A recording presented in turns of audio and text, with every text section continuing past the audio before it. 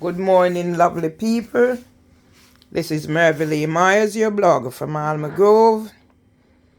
At the place I call home from 2000, the result of domestic violence, where if my sister-in-law had not come home the time she did, I would not be here struggling under cover of Housing for Women that rescued me in 2000 from domestic violence and homelessness. And 2024, I am looking at imprisonment and eviction. For the past 10 years, I've been the victim of systemic discrimination after the death of my mother. Now, after the death of my husband, what is happening to me? I am going to produce a book. All I need to do is edit. Named A Strong Jamaican Woman Ends Gender-Based Violence at Housing for Women in Bermondsey, and is advocating on behalf of all tenants of Housing for Women to get justice. I call on District Judge Beecham to settle this matter once and for all so I can get on with my life. I'll call on the authorities to get Queen Camilla to address the matter of doing a documentary with Housing for Women over a year, whilst tenants like Miss Presley and myself are being pushed to the end of our tether. Now I am being forced to take risperidone after a Dr. Phil Gregory mysteriously appeared, wanted to come to my house, which he did. Then after trying to force me to take risperidone, and I'm trying to find out what does this entail, he called my phone, private number, and was coercing me. I posted that video to YouTube and it was removed. He claimed privacy. On the 21st of November, Dr. Phil Gregory and the nurse turned up at my home. Luckily, I have a visitor here because I'm intending going into business to produce like things, natural juices. He was a chef. Dr. Phil Gregory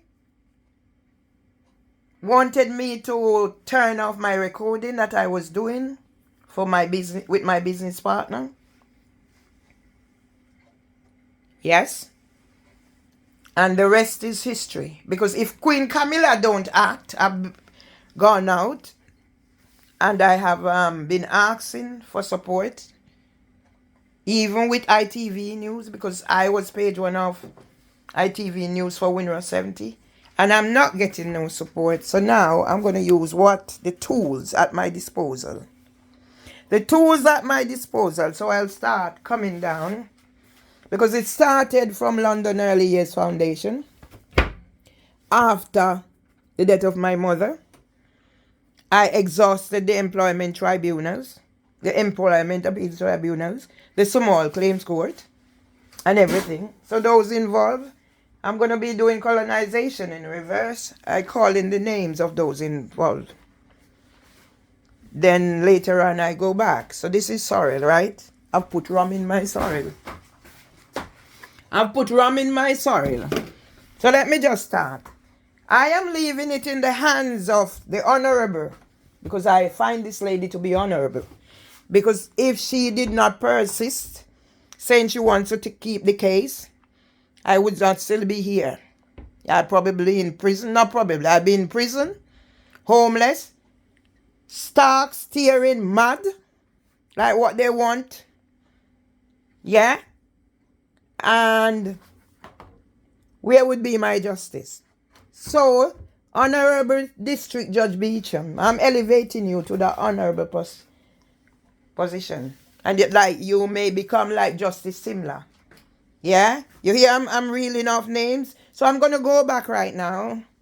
And I'm going to say District Judge Greenwich, who presided over the case on the 24th and sent the case from Central London County Court to County Court at Clerkenwell and Shoreditch. I never appeared before you. I never knew nothing about that order until my husband died, and I'm going through the folder that I have because I expected the solicitors representing me, who were Stephen Ajira, who sent email to take him off, and now DI solicitors, Sol, and the barrister, Miranda Grell, to have seen all those. And when I brought it up with Sola from DI solicitors, he said they can do what they do. So District Judge Greenwich, I had no knowledge of that court order. District Judge Swan, I had no knowledge of your court order until recently. District Judge Stellini, who labeled me a violent nuisance, I knew your name because you and District Judge Rand and District Judge Zimmel strike out my claims with Winston Duncan, the Winston Duncan who stole my manuscript and sent police here to section me that I wrote on Facebook I was feeling suicidal. That's how they use suicide. Yeah? So you strike out that claim, and on the 1st of August, labeled me a violent nuisance. Now the court needs to go and find out what was happening to me from the time Naren Masira of Devon's solicitor sent me a possession letter and how that impacted on my behavior that you are saying antisocial behavior. And I put my neck on the block. I'm not responsible for any of those antisocial behavior. It's defamation. I was, before Richard Hayes, represented by Steve Najera, who sent Barrister Angela Delboro.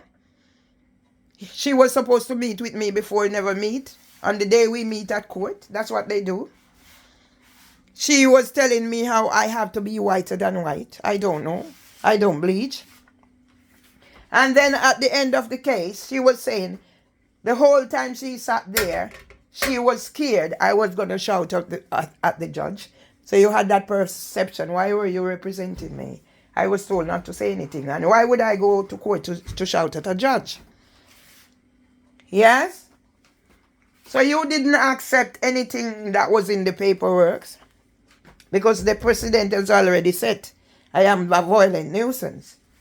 I'm going to shout at judge. I'm going to this. All right. So the next judge I was before, District Judge Pegram, who said whatever was relevant, threatened to remove Debbie Thomas from the court. She came to support me. She has now joined the hate mob in Almagrove. Yeah? Saying whatever was relevant. But what I found with this District Judge Pegram, he wrote in his report, I was supported by my husband. Did District Judge Pegram not see the old man who was, I don't know. By this time he was ready to give up. By this time my husband was ready to give up. A man who lived a relatively healthy lifestyle until he was struck down 3 months before he died. He was now ready to give up. He was so traumatized. And District Judge Pegram, you didn't see him, but you wrote that he was there to support me. What support was I getting from him, sir? Then I come to District Judge Bell. She was the one who asked for psychiatric assessment. And I acknowledge her for this. But what do I know about a District Judge Bell? I didn't know whether it was male or female until I got to court. I nearly died. Because this District Judge Bell had sent 7 of my claims from County Court at Clerkenwell and Shoreditch. I've never been there until Housing for Women. So Central London County Court for civil district judge, including the one that Ryan Clement, judgment for Ryan Clement to pay me back my husband £9,000 plus the $450 I paid from benefits. Yes? I did not appear before a District Judge Nado on the 20th of December or 21st of December because I had an appointment to review my medical at the GP. So all these. Oh, I should say before I go to Nadu, the barrister was all in about District Judge Bell, how awful she was and everybody was scared of her. And I'm thinking, why? So you see the president, a white woman, a barrister, who said she had been through my experience and was scared of her. Yeah? So as I said, I did not appear before District Judge Nado. And then District Judge Beecham came on board and she wanted to keep the case. So that's why we're here. Yeah? Let me put on record now. I have exhausted the employment tribunals from King's College Hospital. I know nothing about legal matters. But I stood up. When I got to court, they handed me back my bundle. Yet, King's College was represented by top legal people. Yeah? Against me. They said I made up disabilities. Yes? Chester Pinder supported me. Winnie Jacks supported me. My husband's family supported me. And then it came back to number 2 again. This time I was more prepared. They still do the same thing. Barrister Samantha Jones. I remember Trevor saying, look, she won't be turning up. She made an excuse. She developed, she had contagious disease not to come to court when the case was going ahead. To where after I decided, my brother said, give up. Now they started taking me to court for ECRO. District Judge Latham, I know now his name is Jason Latham because I'm coming across information. Whoever is on anything, I've taken the IOPC, I've taken the police, I've taken this, I've taken that to court. You're coming up on it now? I'm going to make sure. To where now my stepson, the banks, everything, everybody. I'm a victim. Yes, I'm a victim. To now where Trevor Anthony Tomlinson, what will did he produce? Because if the will is in safekeeping, are the solicitors who made it on the 27th, on the 17th of July 2023, the date I called Narid Masira, I got a letter, possession letter, and I called the number on there. That was the date the will was signed. So that backs up my argument that yes, I never called the number in any agony or whatever. All I said, do you know what you're doing? So yes, let the girl get ready. Because if Queen Camilla don't act about this situation, you're fronting a documentary, whilst those who are on the documentary, Housing for Women, is doing what they're doing to Miss Presley and various other people, some of whom have died. If Miss Presley don't get help, she's going to die. What's going to happen to her son? Yeah? What's going to happen to her son? So I'm fighting for justice. Yeah? Every day, problems. A man is in this place doing what he's doing to me and police not doing anything because they are part of it. Well, I think this should be enough. So here, I prepare my sorrel. I sweeten it. I bottle it up. Sorrel don't have to go on fridge. Yeah? I put my rum in it. I put some pimento in it. And that's it. Over and out. Mervyn Lee Myers, your blogger from Alma Grove, calling on Queen Camilla and the authorities to act to save Miss Presley. Yeah? Because I'm not going down without a fight. The fight is on. Fight for justice.